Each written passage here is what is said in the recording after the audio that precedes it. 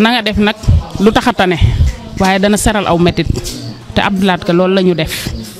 dafa taxaw xam ne ñun ñi ci metit lañ nekk mu ñëw massawuñu ànd kook ñun li nga xam ne commune bi mën na ko ñu génne ko ci ay moyens jox ko askan wi kon ñu ngi ko ci sant bu baax di ko gërëm. yëf yi metti na def suñu borom a jàmmuñu ci dara waaye nag jéem maire mi ngi jéem ndax maanaam bu ko jot gi mayen kenn ku ne day dikk taxaw sa buntu kër xool la masawu la léegi jot gi mayu ko loolu nag mu xool jël ñaari saako ceeb pakatub sukkur ñaari bitari diw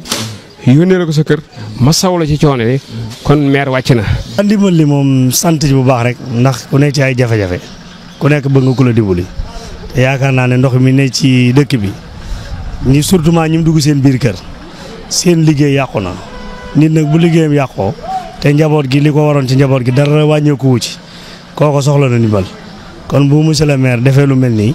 mënuñoo def lu may sant ko gërëm ko ndax yëg na ne nit ñi am nañu ay jafe-jafe am nañu ay coono xam naa loolu moo tax mu def ko. sant rek ndax mënoon na ko cee bañ a fekk lim génne joxe ko xajoon na ci boppam wala mu jox ko ay mbokkam du ci boole jàmbur yi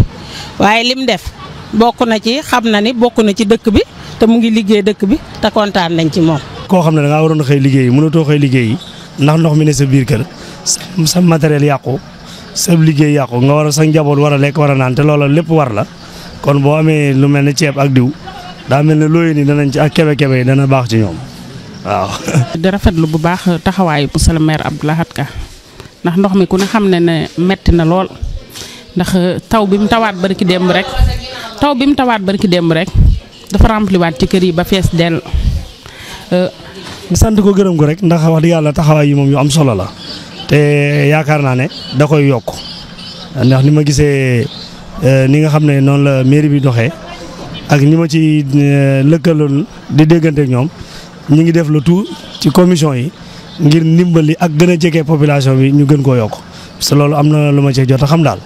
ndax man mii vraiment nekk Guy Mbind nekk fa volontaire di liggéey ci wàllu ndox mi yaakaar naa jëflante na ma ak mairie bi ci commission yi nga xam ne ñoo yor wàllu ndox mi bañ jot Cheikh Awa Balla jox na ma machine ku mel ne Baye Àll ak Cheikh Awa Balla maa ngi déggante ñoom ci mairie bi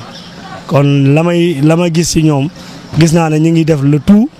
pour soulager population bi te yaakaar naa ne loolu moom dana li ci kanam daal ni ma gis ñu koy liggéey daal nit ñi danañ gën a am ci ñoom waaw rafetlu naa ko macha allah.